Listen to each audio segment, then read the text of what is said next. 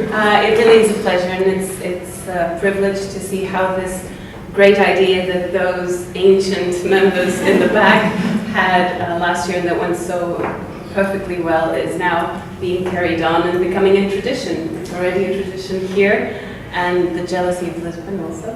Well, not the jealousy, the shared commitment of Lisbon now. Although we're all in Anglo-American studies, we have very different research interests, and so I've decided to bring within the theoretical setting of what I do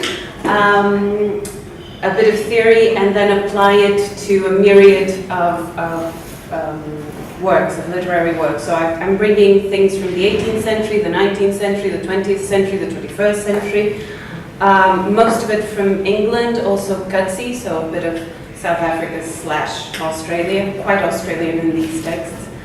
But it can be applied to lots of other things that we can include in the debate. I thought of including, for example, William Faulkner's Dry September. I don't know if some of you are working American literature. It can also be applied, we were talking about this, to poetry. I thought of Dylan Thomas.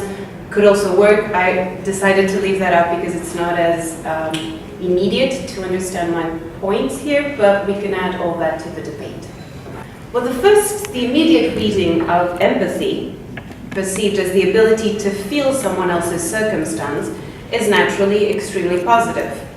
This fusion of self with other might well be the basis for the E, which differentiates between being human and being humane in English. And yet, there might be far more complexity to this mixture of emotion and of reason. Now, the term empathy, which is often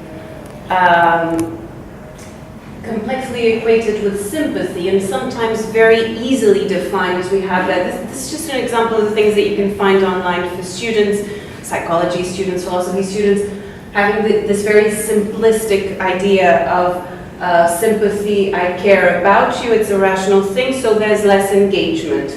I feel you're suffering, more engagement. But is this accurate? And where does empathy come from?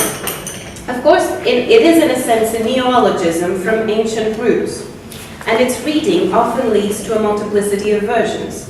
For some, it represents a deeper connection than sympathy, like that, because it entails actually feeling for someone, and feeling for someone is also a common expression. To others, however, it is actually a more superficial connection, because it is not a rational, enlightened perception, it's a feeling. In fact, the neologism, of course it comes from the Greek pathos and was, but it's also linked to a German expression of the late 19th century, early 20th century, Einfühlung, which was the sense of an almost aesthetic reaction, by which I have an aesthetic link to someone's suffering or joy. Beings of paper, to quote Hollenbach's expression, characters, are the human or humanized similars in fiction. So to a lesser but sometimes even more pervasive extent is the narrative voice. Nathan Shunt's reading of Wayne Seaforth's reactions to Henry Fielding's Tom Jones, narrator, puts forward a clear understanding of this added attachment that the reader may experience to the voice leading him or her, however distant in tone, because close in nature, because it's a human voice, and a voice that sees the novel as a whole. And I quote Shank, "In Wayne Booth's argument that certain narratorial goals may remain latent in a work while others parade about, he suggests that there's always an underlying value that the author wants us to appreciate.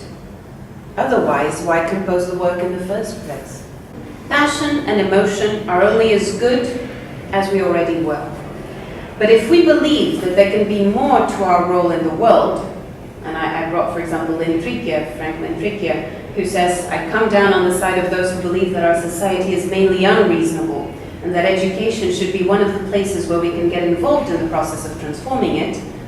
If we believe that, by becoming involved with what we do not relate, by being male feminists, white race activists, reach equalitarians, by allowing the involvement of fiction to create the most committed and involved of sympathies, solidarity with a you that is not another me, but a you, that might be enough.